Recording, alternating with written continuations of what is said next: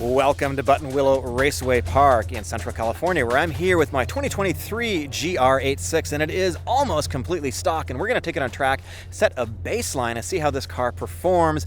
I have not driven this car on track before. I'm not used to driving a car with a manual transmission and low power on track, so there's going to be a lot of lessons, a lot of learning to do, and let's get into it. A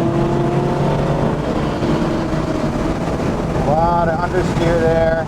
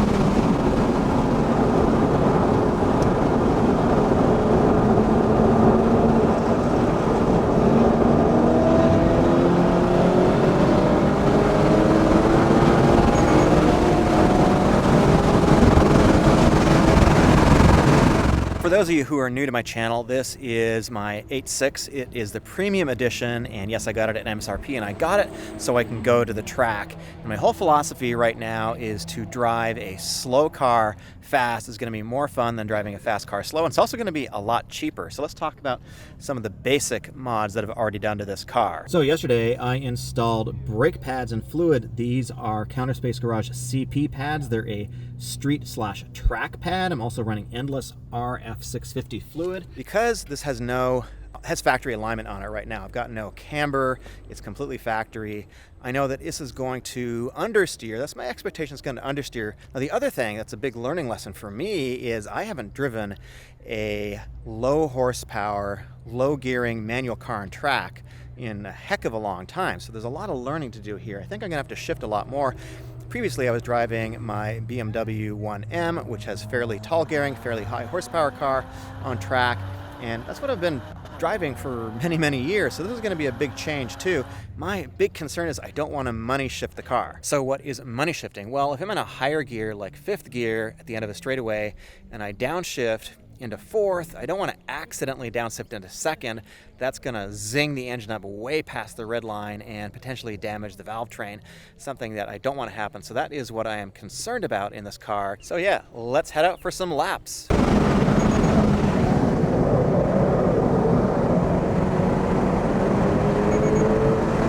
211, not bad.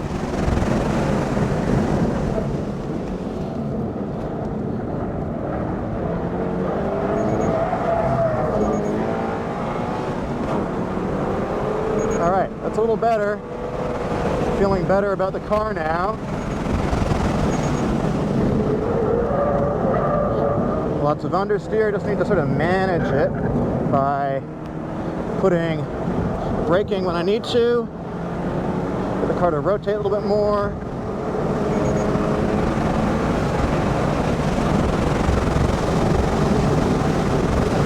Yeah, that's feeling better now. I'm getting more confident in the car too. So, not too much, lost too much speed there, that's okay. All right, here we come to Riverside.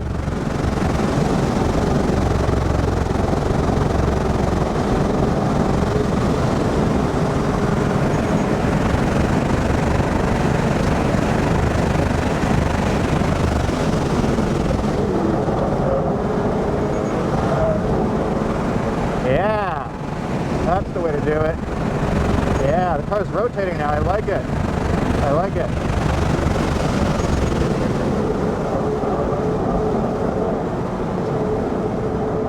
Just gotta wait here. Wait. And then onto the throttle through the chicane.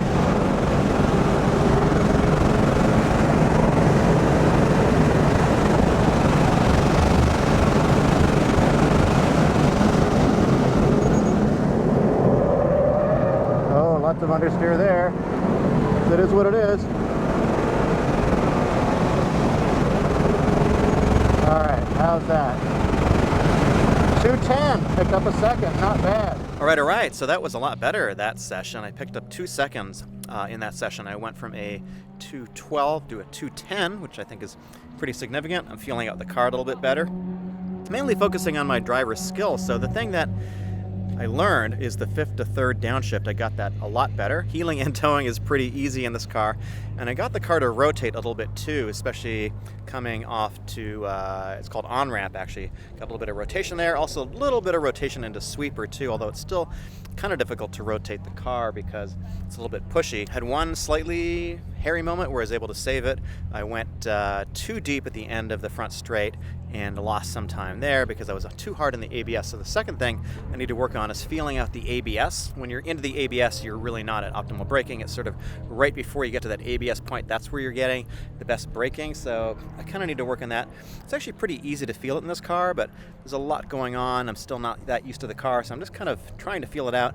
The next session, I'm going to focus on staying a little off the brakes. I'm used to driving cars with much more grip, which gives me a lot more braking and going deeper into the corners, so I can't really do that with this car. I need to stay out of the ABS to save the brake pads to make them last an entire season, and also just to put down a faster lap time. Is this the infamous Hyundai Elantra N?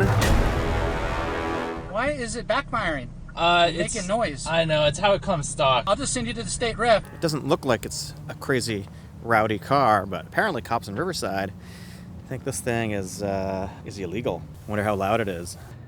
This is a press car. I wonder who's driving it. I gotta say, I'm really impressed with the GR86 in stock form, taking it on track. It is really easy to drive. It's really well balanced. It's very easy to handle. The brakes are particularly good. Now I am running aftermarket pads and fluid, but there's enough braking for these tires and the car. Didn't have any overheating issues, although the temperature does get a little bit warm, but overall this car is really, really good on track in stock form, and it's so much fun to drive, and it's pretty easy to handle too.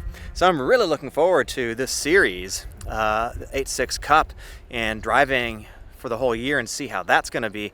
Now my best time, I got 3 sessions in the car, and actually I did my best lap time ever, I guess, in this car. I guess my personal best for this car. So I started out the day at 2:14, then I was running at 2:12, and in the last session, actually it was the one before, I ran what I thought was my best session, which was a 2:10:59, but actually I ran a little bit better than that in the second session. Let me show you. 2:10:12. Not bad for a stock car with no alignment, stock tires. Everything in here is stock other than the brake pads.